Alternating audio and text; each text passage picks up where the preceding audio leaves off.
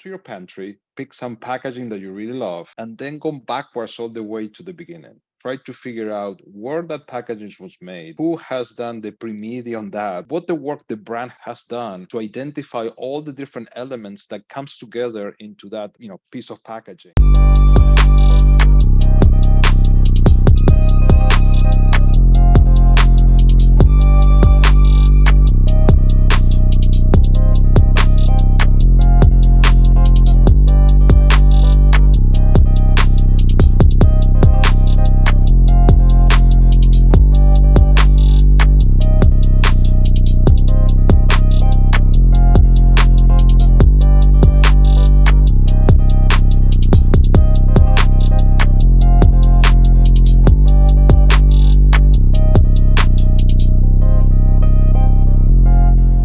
So hello, everyone. Welcome to the Product and Packaging Powerhouse Show. I am your host, Megan Young Gamble, project manager, business owner, CEO, wife, sister, all of those things. But ultimately, I am an everyday consumer who loves products and loves the packaging and more. And so, guys, today's powerhouse guest is Adrian Fernandez, who is the VP of ESKO Solutions and one of my favorite partners as well that I've had the opportunity to collaborate with here at GLC.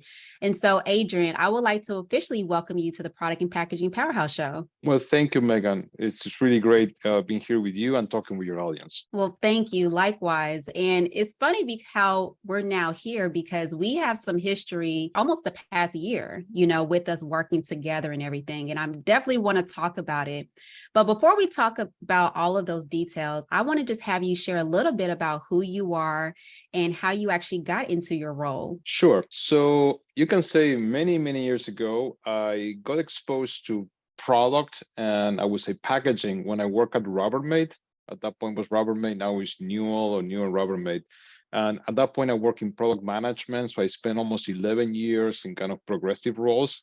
And part of my responsibility then was develop the packaging. I remember working with packaging engineers and designers and so on. After that, I moved around almost 20 years ago to a corporation called Danaher. And within that corporation, I work in Videojet, which is basically the leading supplier of coding and marking solution on packaging. Think about the expiration dates that you put in the filling lines. So I spent a few years there. Then I moved into X-Rite, which also focused on the packaging industry.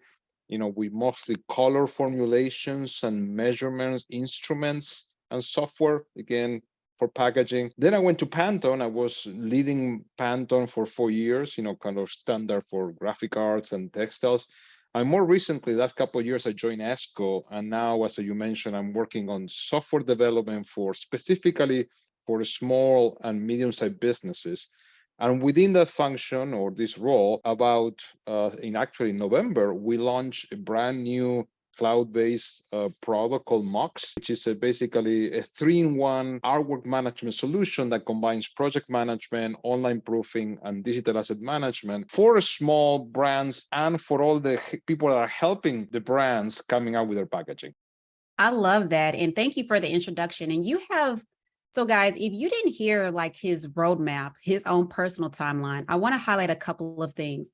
One, he started off as a product manager, so creating the packaging, to then transferring over into from Rubbermaid all the way over to Danaher, which is like the conglomerate company that owns ESKO, Pantone, X-Rite, and everything.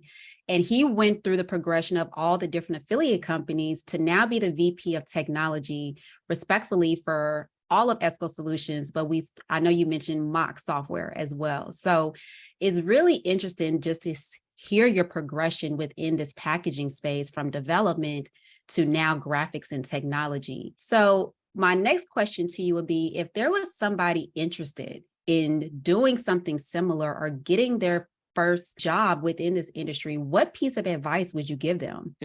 in our corporation, we truly believe on the value to go to what we call Gamba, which is where things are really happening. So I would say go to your pantry, pick some packaging that you really love, and then go backwards all the way to the beginning. Try to figure out where that packaging was made, who has done the pre-media on that, what the work the brand has done to identify all the different elements that comes together into that, piece of packaging, and really follow it through, almost like an investigation through it, because there's so many people that are involved into this. I spend a lot of time and effort, brain power to that, to come up with that great artwork. I will emphasize the word art because there's a big component. I know we talk about technology and so on, but at the end of the day, we start with some concept, follow all this process to realize that concept into this great piece of artwork that sits, and gets into our pantry. So that will be my advice. I think go see it, and then I think you will understand why this is such a great industry.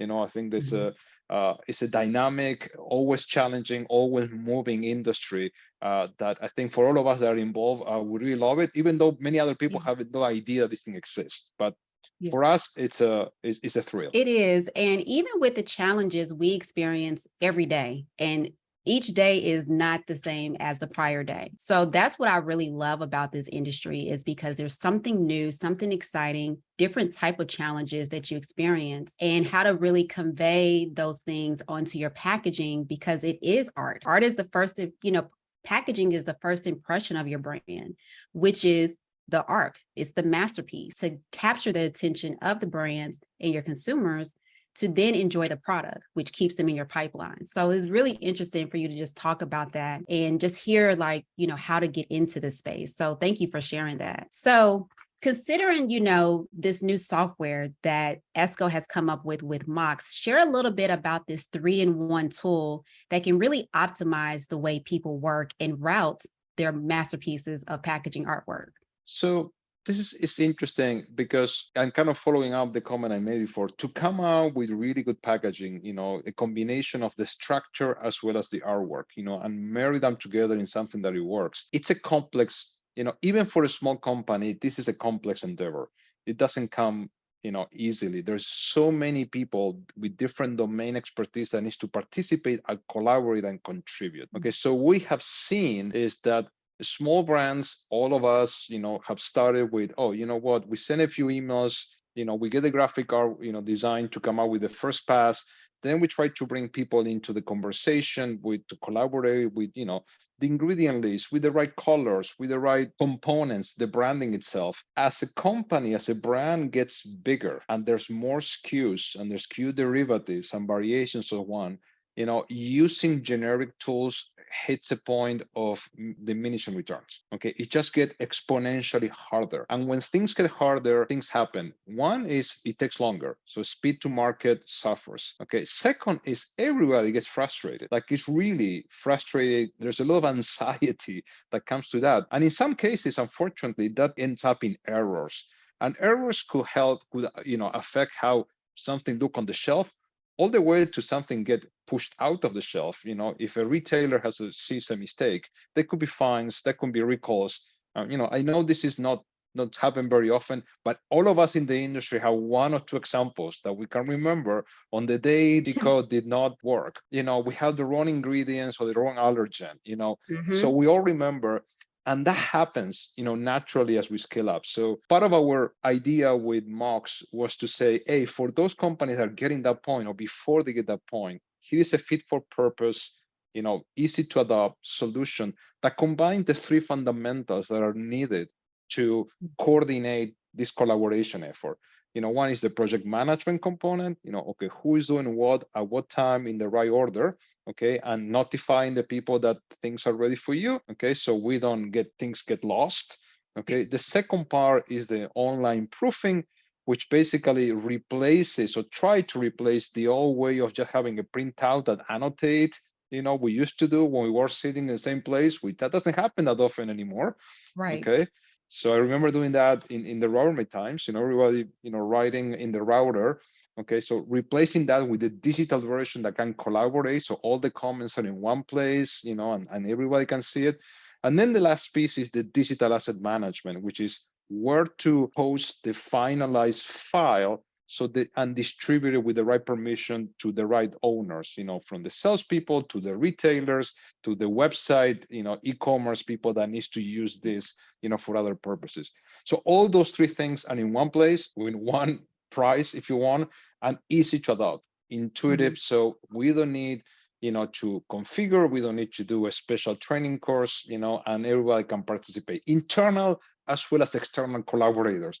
That's another thing. Small firms usually relies on freelancers, agencies, experts to complement what they have or they don't. So you want something that is flexible enough to pull everyone into one workspace, and that's what Mox does. I love it. And guys, let me just say, if you have ever been the project manager or packaging artwork manager, coordinator that had to physically print out each artwork file, put it in a manila folder and route it to get sign-offs and or comments from all the different stakeholders involved, you understand that that is time consuming. There is a lot of misinformation going that route. There's not a lot of collaboration because it goes to marketing, then marketing goes to brand, then brand goes to regulatory, all of those things, right?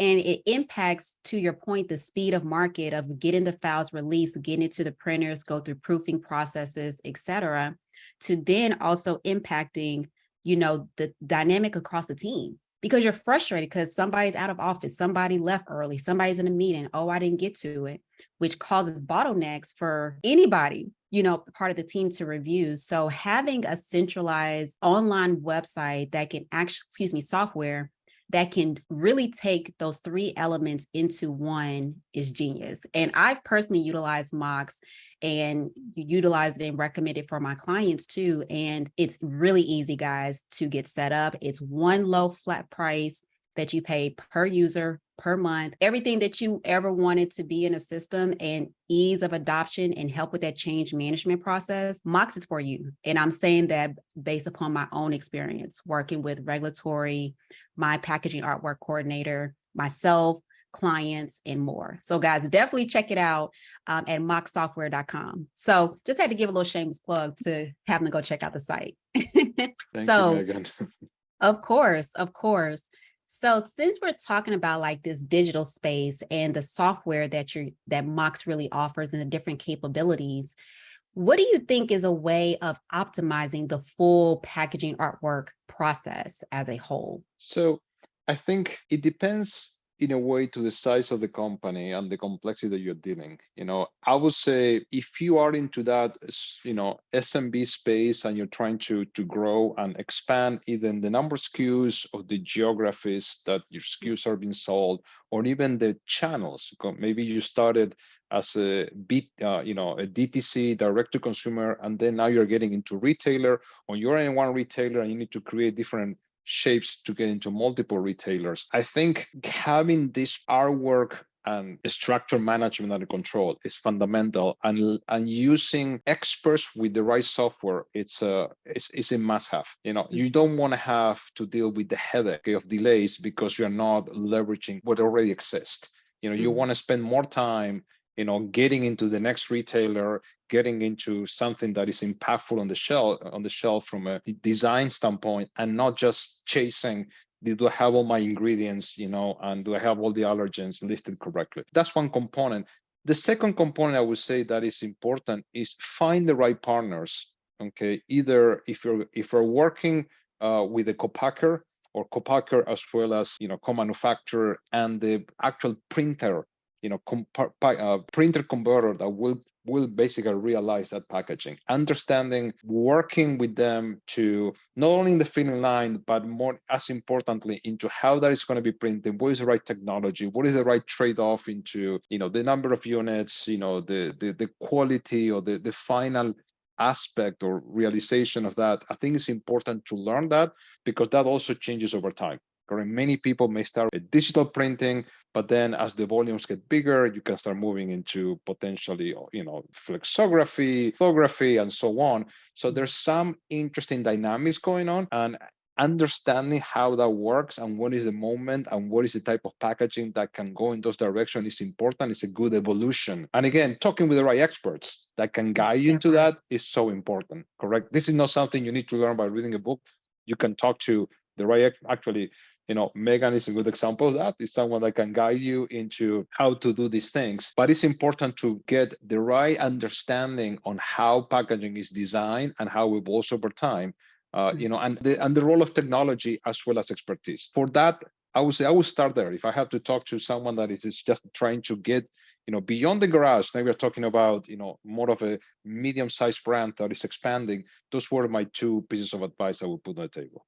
I like that. And the biggest thing that I gained from that is having the right people at the table. Because guys, you cannot do this solo. I don't care what scale of business you are, the larger you are, you really can't handle it. But even for startup brands, having the right people at the table, because you will gain a lot of insight, you will learn something new, at these tables and at these conversations, and knowing how to really communicate with internal and external stakeholders. So like the co-packers, the printers, suppliers, et cetera, they should be part of that table in the conversation in development. Okay, not when you're ready to release artwork or I'm ready to order my packaging now. They really should be part of those conversations much earlier to help you with setting up your files properly, to help you understand if I'm going digital print, which is one price point, to maybe going to flexography, litho, rotogravure, et cetera, which have different quantities than digital print. So guys, you need people at the table, okay? And even from a software perspective, getting them involved in the conversations to see, are my files set up properly? What can I do to help with the speed, help with the turnaround time to get it routed to the different team members and more. So guys, having the right people at the table is gold, okay? So you're hearing from Adrian, who's been on development all the way to technology. He's speaking the same thing that we're all saying. Have the right people at the table with you. Thank you for sharing. So since we talked a little bit about high level, the different types of printing processes. So you have digital print, flexo, rotogravure, litho, and more. From your experience over the years, especially with Pantone and now on the ESKO side, what have you seen has been some common mistakes brands or company make with setting up their files and their color specifications respectfully? Wow, now you open an interesting kind of worms. Color itself is, if you think about our work, color is one of the 4 key elements, correct? The fonts could be another one, graphics and so on. So color is one of the things that can be really helpful. It can give you that pop on the shelf. It can give you that consistency of the brand across different flavors and so on.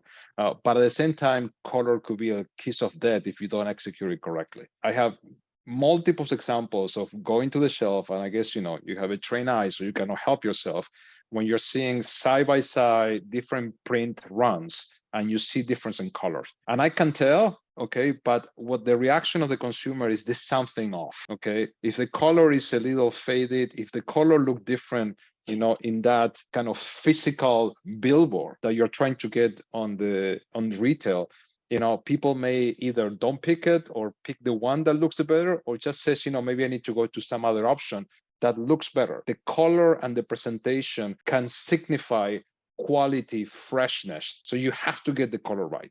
So now let me tell you examples. I think that's where the importance of having that design artwork team early in the process to figure it out with clarity on what is going to end up in terms of substrate and print process can help predefine what color palette one can use.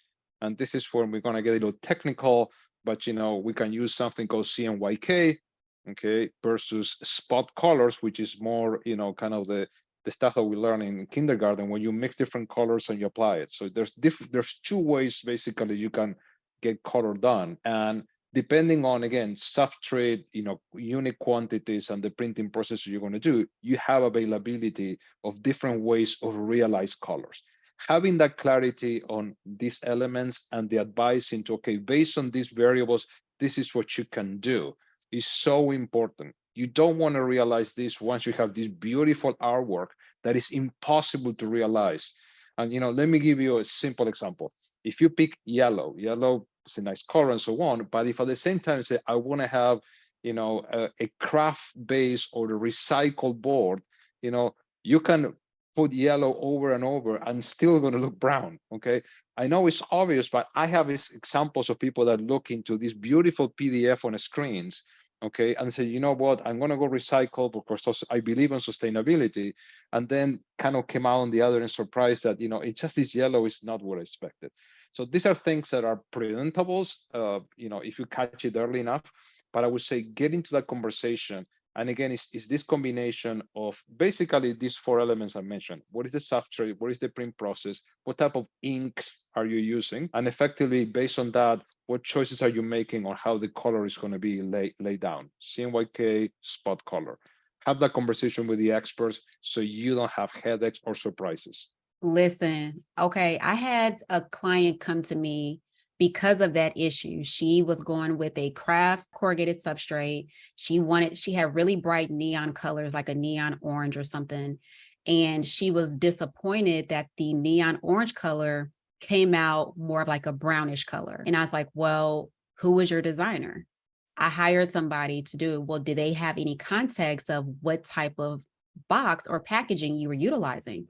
No.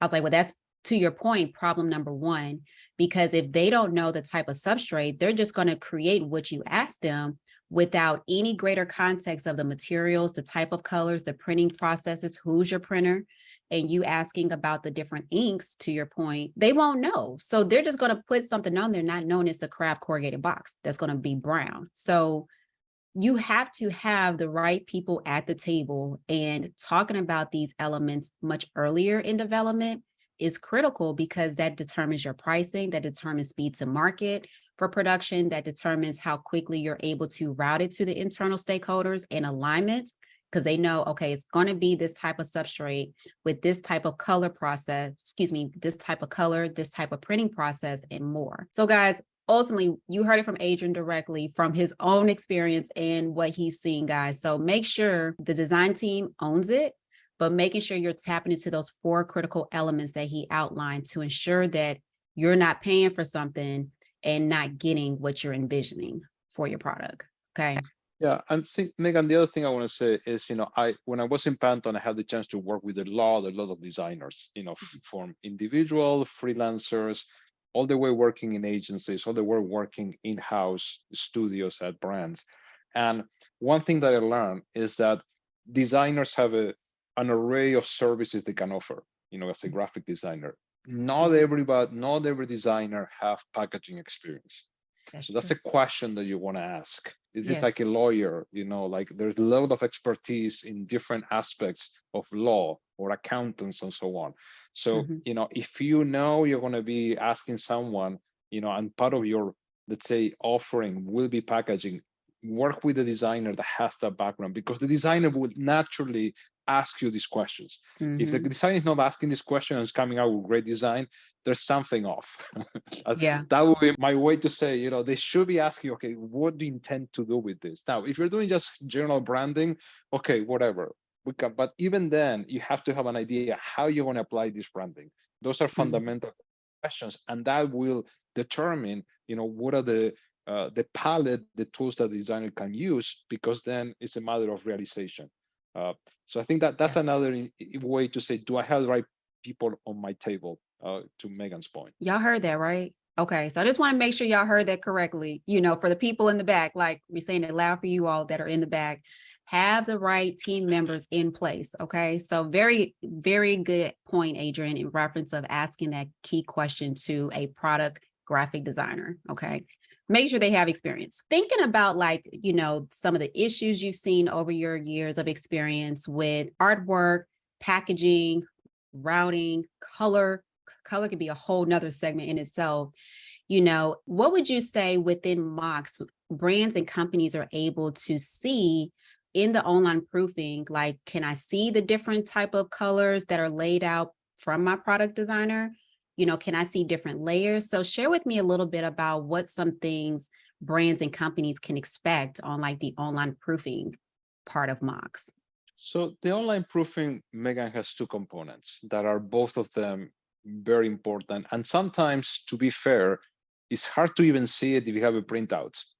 Okay. The first one is the Mox viewer, which, by the way, is the one that, ESKO has multiple versions of this, and all of them has a similar architecture and feature set. Allows you to see on any given piece of artwork in a PDF, what are the different colors, the different layers of the colors, and you can even turn it on and off. So let's say you have CMYK plus 2, 2 Pantone colors.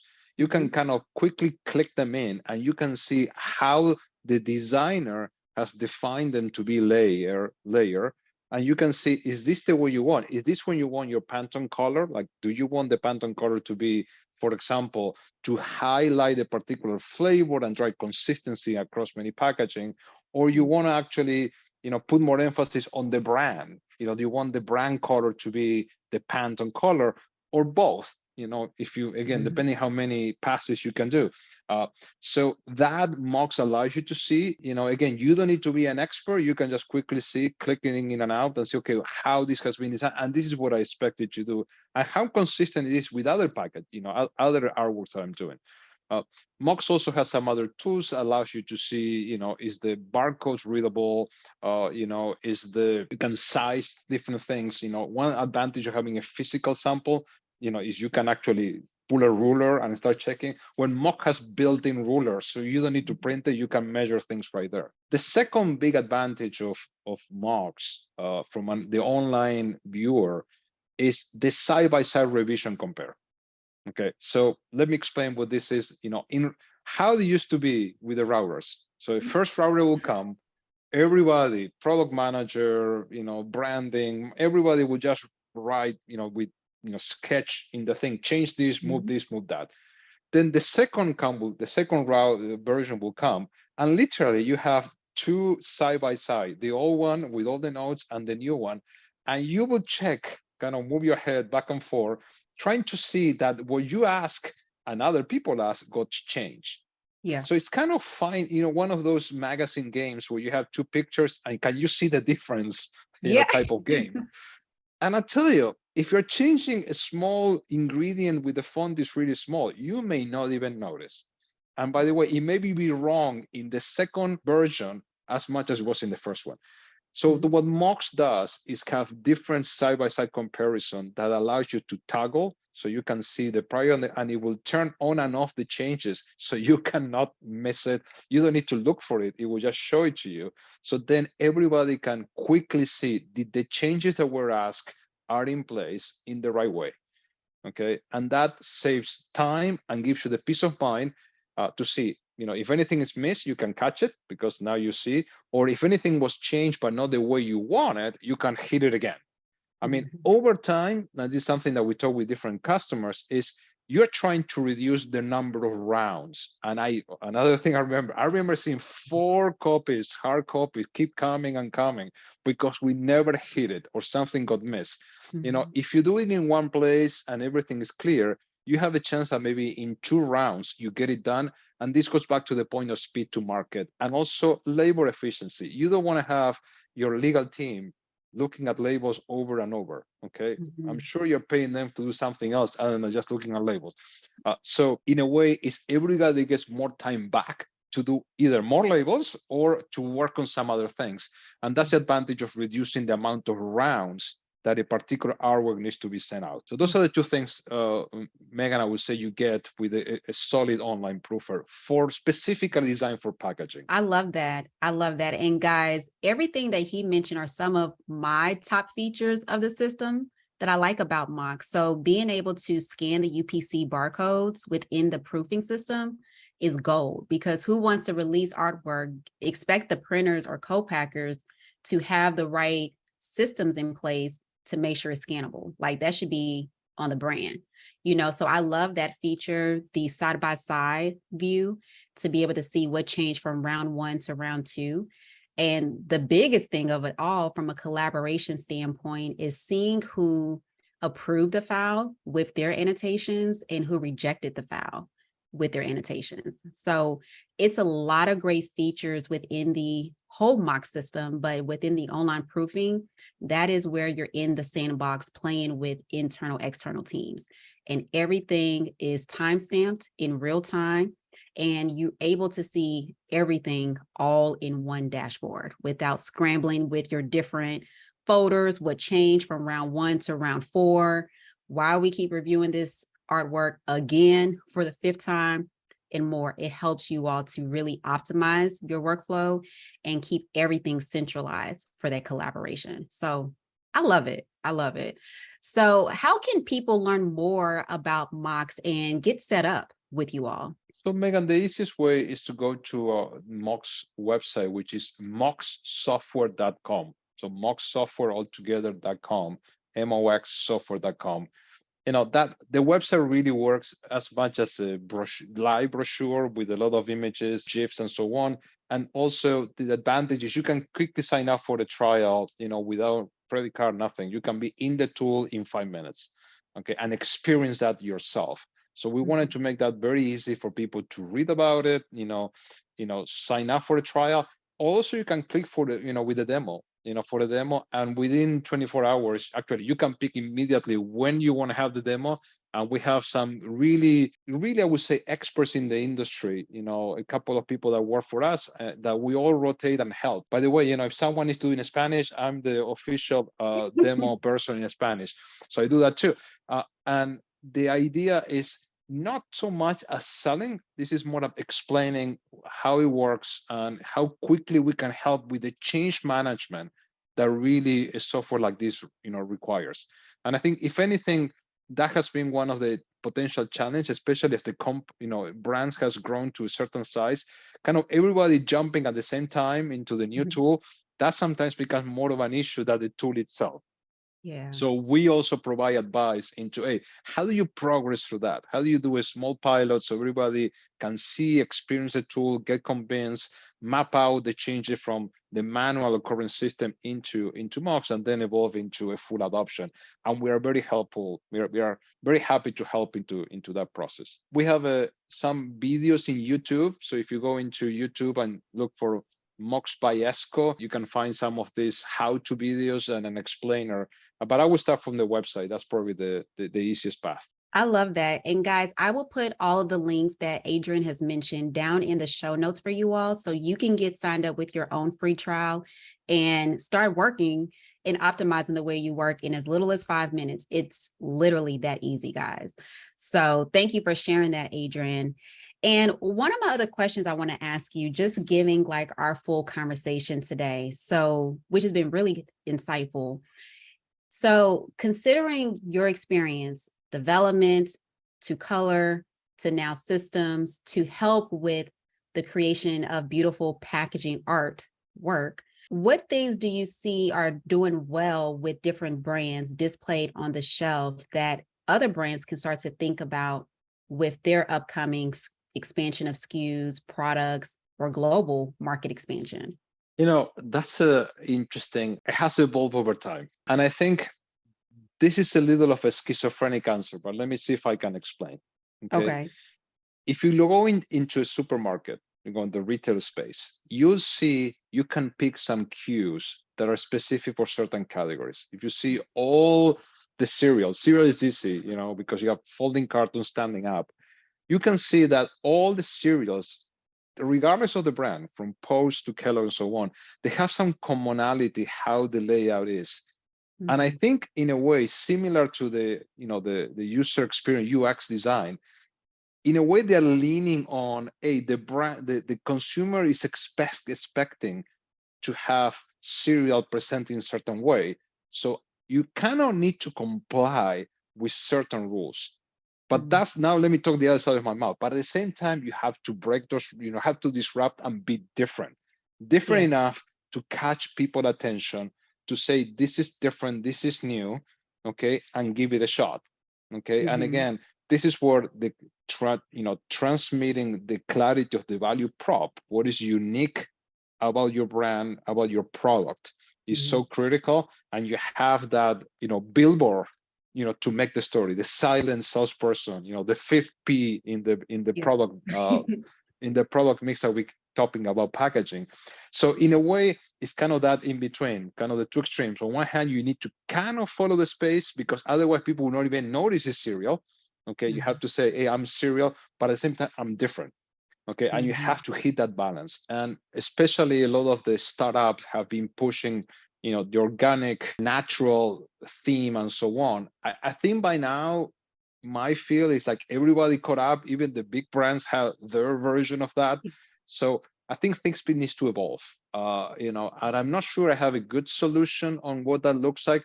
But I'm telling you, I know as a consumer and also as as someone that studies retail, for many, many years, is that people will give you a shot to try something new. Okay, so put it out there first. Obviously, work with retail. Get the space in retail, and if you have a DTC following, leverage that. But then make clear what is different about you. Don't make it a mystery tour.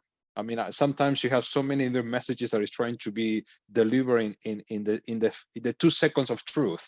Okay, so you want to try to punch it really quickly, and so people will give it a shot, and then hopefully you can drive the repeat purchase. That will be, kind of my advice as I study this for a few years. Okay, that's gold though, because to your point, it's a lot of brands making claims of we're seeing an influx in natural, organic, gluten-free, PETA-free with the bunny logo. We're seeing so many different things come out, and it's like everybody's doing that, right? Like, what makes you different from this next person where y'all both claiming organic and natural or whatever, or plant-based? That's the big one I'm seeing right now is plant-based. I think you do have a solution. You want me to tell you what it is? Mox? You want to know? I was gonna say, yeah, it's Mox. So when you start routing and changing your, packaging artwork from, not having organic to maybe getting certified organic, and you're start utilizing the logos, utilize Mox to make sure you're updating it, for your free up claims and your icons and your call outs. So that's your solution. So I think, Megan, the one thing that I do want to mention that is coming very strong.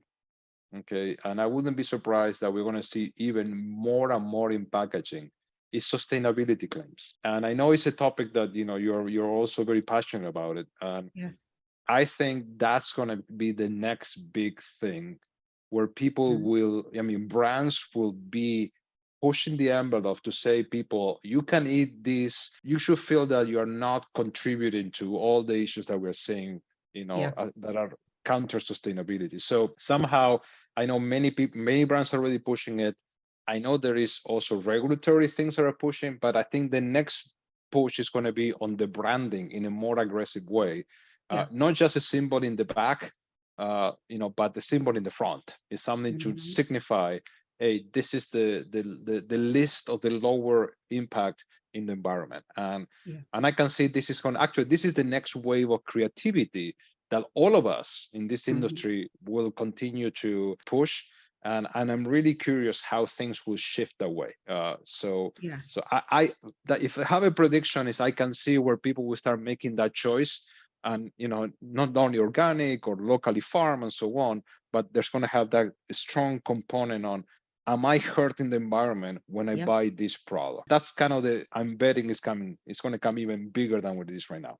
Oh, yeah, absolutely. Because we already have brands that are specifying, made with recycled plastic, or our PCR content is X percentage, or we're now utilizing, somebody talked about this on a prior episode, like ocean bound plastics and stuff, so we are starting to already see the messaging being incorporated on the packaging to help target that consumer, like, hey, look at what we're doing with our packaging and the impact, from a circular economy standpoint in the earth, planet, but to that point, let me ask you, do you think some of it is utilized from a marketing standpoint, or do you think some of it really is sustainable packaging?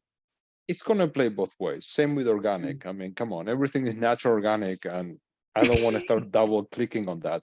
I think it's going to start maybe a little more of a marketing noise, but then, it's going to start getting a foundation, or a stronger foundation in reality.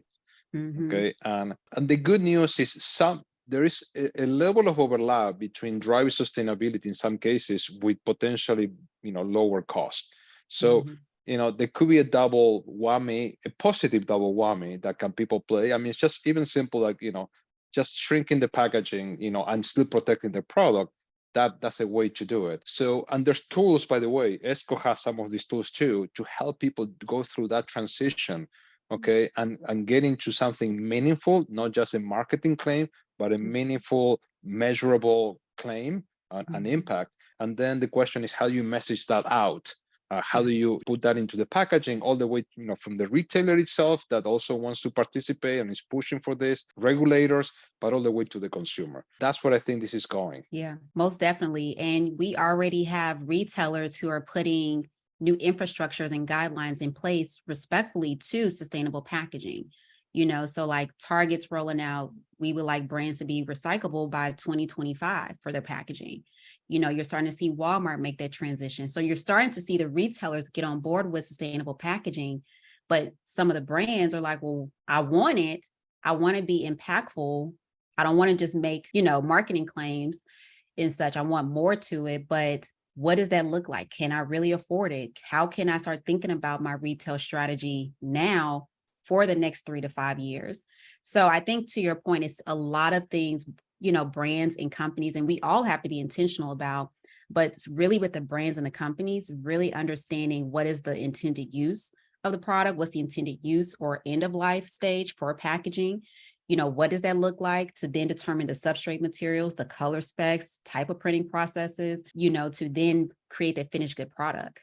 So I personally believe we still have a ways to go in sustainable packaging here in the US, but I think we're slowly making good traction over time, to be honest. So, well, with that, you did share a fun fact with me, which is you are an avid film buff, right? That's correct. Now I'm going to regret having volunteered information. So let's see what this goes. Okay, so just based upon like some of your favorites, I always like to just do something fun, which is our power round. So it's just a quick 30-second power round asking you about some of your favorites and more. So I'm going to set the timer for 30 seconds. And I'm going to ask you to name the movie based upon the infamous quote that I give you. So, You ready? Okay, let me set the timer. I think you'll get these though. All right. So the first quote is, "Yo, Adrian." Okay, that's Rocky. Okay. Somehow I get that very often. Keep going. Okay. My mom's name is Adrian, so I heard that all the time. "Show me the money." Okay, that's Jerry Maguire. Yep. "This is chess, not checkers." I don't know. You don't know? No. Okay, so he's won an Oscar, African-American gentleman. He played Malcolm X. He played on Glory. Oh, time's up. But he played on Glory. Let's see, Man on Fire, Deja Vu. No, I know the actor. I don't know the movie. Don't know the movie? It's Training Day. Oh man, I love the movie. I just didn't know. Okay, keep going. Okay. And one more is I'll Be Back. Yes, that's Terminator. That one I get. Like, see, you weren't too bad, right? Relatively. No, that's fine. 3 out you of got 4. 3 out of 4. So those are good. So with that being shared, guys, make sure you do follow and subscribe to our channel. And Adrian, thank you so much for being a powerhouse here on the show for today. So just let everybody know how they can get in contact with you. I think the best way is mocksoftware.com. And, I'm reading everything that comes through, so you'll find me. That's probably the best way to do that way. Awesome. Thank you, Megan, for inviting me. Yes. Well, thank you for being here with us. And I'll be back to our next episode here on the Product and Packaging Powerhouse. So I'll talk to y'all soon.